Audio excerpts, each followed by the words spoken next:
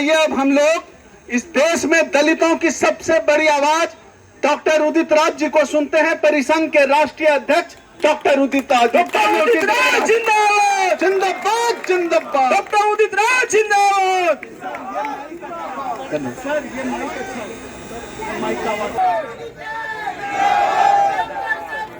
Hello, ये तख्तियां, जिसके हाथ में तख्तियां है, तख्तियां अपना आज जब पूरे देश के अंदर एक निराशा छाई हुई है और बड़े बड़े आंदोलन उठ करके भी वो रिजल्ट नहीं दे पा रहे हैं और प्रेस के ऊपर किस तरह से पहरेदारी है या नियंत्रण है, आवाज किस तरह से लोगों की दबाई जा रही है, मामले से मामले पर देशद्रोही कानून थोप दिया जा रहा है। ऐसी परिस्थिति में आप नेता लोग यहाँ पर इकट्ठा हुए हैं। मैं पहली ऐसी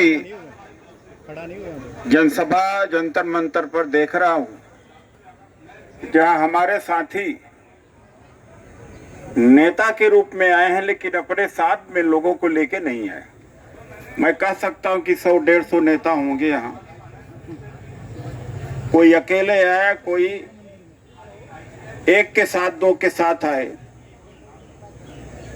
इसलिए का मैं कह सकता हूं कि जनता अभी उदासीन है, जनता में निराशा है। उसको जगाने का काम हम सब लोगों को करने की चुनौती है। ये डेट उन्हीं लोगों ने तय करी।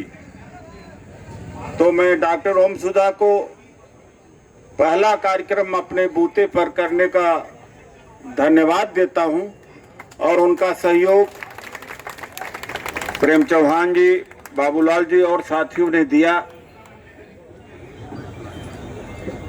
साथियों, दो विचारधारा की लड़ाई आजादी के पहले से ही थी। 11 दिसंबर 1949 में बाबा साहब का पुतला जलाया गया था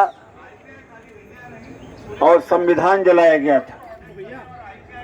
आप समझ सकते हैं कि वो शक्तियां जो उस समय संविधान को स्वीकार नहीं किया था, भागीदारी के स्वीकार नहीं किया था, सेकुलरिज्म को स्वीकार नहीं किया था, वो अब क्या सत्ता में आकर के करेंगी। इस पर इसका अंदाजा लगाना मुश्किल नहीं है, बल्कि ये सब चीज सामने है। 28 और 29 मार्च को 2-3 दिन पहले पूरे देश के अंदर पब्लिक सेक्टर के तमाम जो सार्वजनिक उद्योग थे, चाहे इलेक्ट्रिसिटी डिपार्टमेंट हो या भेल है, बैंक्स है, रेलवे भी है, बहुत बड़े पैमाने पर बंदी हुई थी। और ये मुद्दा उसमें भी था। पहले एक परिसंघ ही हुआ करता था जो निजीकरण के खिलाफ खड़ा हुआ करता था, अब पूरा देश की जनता खड़ा हो रही है। पहले सवर्ण समाज को निजीकरण बड़ा अच्छा लगता था, लेकिन आज उन पर बराबर की मार पड़ी हुई है। अगर 1 लाख वैकेंसी निकलती थी, 1 लाख नौकरियां सरकार के द्वारा दी जाती थी, तो लगभग 50,000 सवर्ण के बच्चे भी नौकरी प्राप्त करते थे। अब किसी को नहीं मिल रहा है। आज वो हमारे साथ में भी है, जो कि अलग अलग यूनियन, अलग अलग सामाजिक संगठन सब के सब निजीकरण का विरोध कर रहे हैं और बड़े बड़े दल भी कर रहे हैं, चाहे कांग्रेस हो, समाजवादी पार्टी हो। हाँ, एक पार्टी नहीं कर रही है, वो है बहुजन समाज पार्टी नहीं कर रही।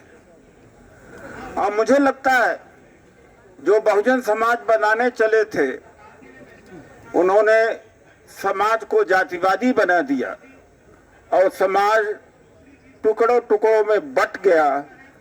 अंधभक्ति हो गई थी। मैं 20-22 साल से इतना ज्यादा पीड़ा झेला हूं। हमारे साथियों ने पीड़ा झेला है पूरे देश के अंदर। जब हम आरक्षण बचाने की बात करते थे, निजी क्षेत्र में आरक्षण की बात करते थे, जाति निषेध की बात करते थे, तो कहा जाता था कि कांग्रेस का चमचा है, कभी कहा जाता था बीजेपी का चमचा है, और कितने ज्यादा प्रहार हमारे ऊपर हुआ करते थे। लाख समझाने के बावजूद में वो समझे नहीं। हम हमेशा लड़ते हैं ईमानदारी से। पार्लियामेंट में गया, प्राइवेट सेक्टर बिल हमने इंट्रोड्यूस किया, प्राइवेट सेक्टर में रिजर्वेशन के लिए, उसका भी माखौल उड़ाया गया। रामलीला मैदान में रैली उस समय 11 दिसंबर 2000 को किया था, जब पूरे देश के कर्मचारी अधिकारी का वजूद खतरे में था, प्रमोशन खतरे में था, सीनियरिटी खत्म हो गई थी, ग्रेस मार्क विड्रॉ कर लिया गया था। और इसी परिसंघ के बैनर के तले 11 दिसंबर 2000 को रामलीला मैदान में रैली करी गई थी। उसके एक सप्ताह पहले पासवान जी की रैली थी और 2 सप्ताह पहले काशीराम जी की रैली थी। और मीडिया ने कंपटीशन मान लिया था, लिखना शुरू कर दिया था कि 3 दलित नायकों की आपस में होड़, जबकि ऐसा कुछ नहीं था।